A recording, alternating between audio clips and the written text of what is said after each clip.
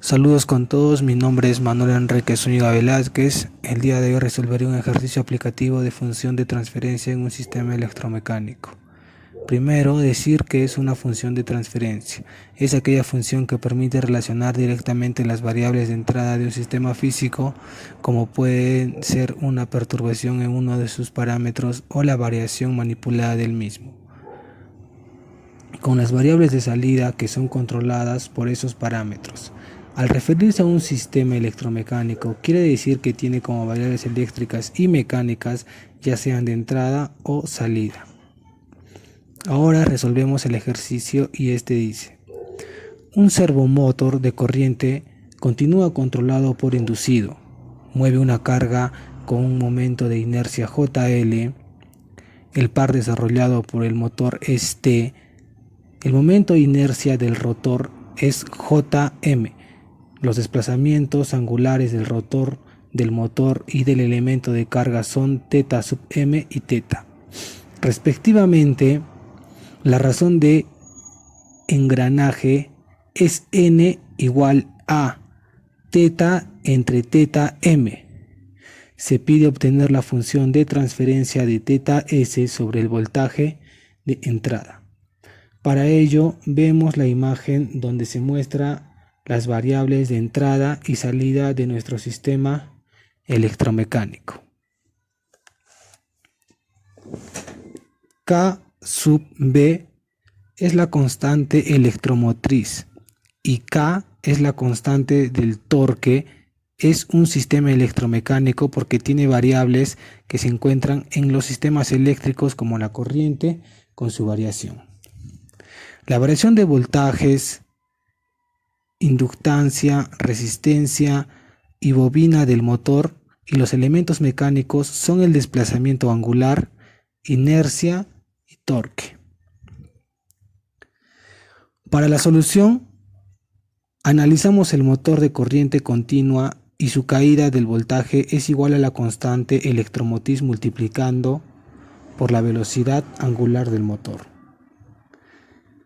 La velocidad angular es igual a la derivada del desplazamiento angular con respecto al tiempo de caída del voltaje. De todo el circuito electromecánico hallamos el voltaje de entrada. Para ello sumamos la caída del voltaje de la inductancia más la caída del voltaje de la resistencia más la caída del voltaje del motor. Luego vamos a hallar la transformada de Laplace. Obtenemos esto de aquí considerando condiciones iniciales iguales a 0. En el eje del motor, la suma vectorial de torques es igual a la inercia por la aceleración angular. Entonces, hacemos la multiplicación de la inercia por θ, dos puntos del motor, que es la aceleración angular, y esto será al torque del motor que hace un empuje, menos el torque del eje de carga. Ahora vemos las potencias de entrada, que se relacionan con los desplazamientos angulares. Tenemos el desplazamiento angular del motor por el torque del eje es igual al desplazamiento angular del eje por el torque del eje de carga. Despejamos ahora el torque T, dándonos igual al desplazamiento angular del eje por su torque del eje de carga entre el desplazamiento angular del motor, y esto es igual a la cantidad de engranajes por su torque del eje de carga. Ahora analizamos el eje de carga, donde la sumatoria de torques nos da igual a la inercia por θ, dos puntos igualando todo al torque del eje de carga. Seguidamente vemos la relación de transmisión. Tenemos las consideraciones de los desplazamientos angulares. Hallamos el torque del eje de carga, que es igual a la multiplicación del número de engranajes por la inercia de su desplazamiento angular.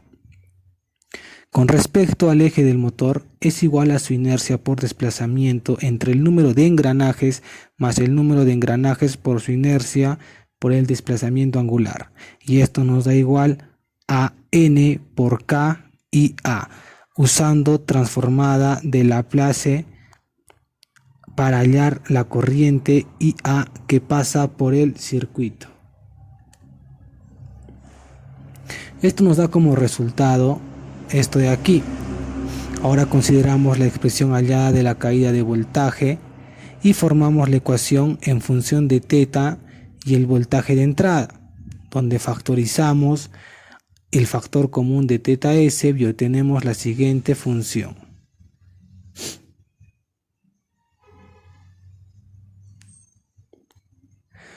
Así obtenemos la función de transferencia.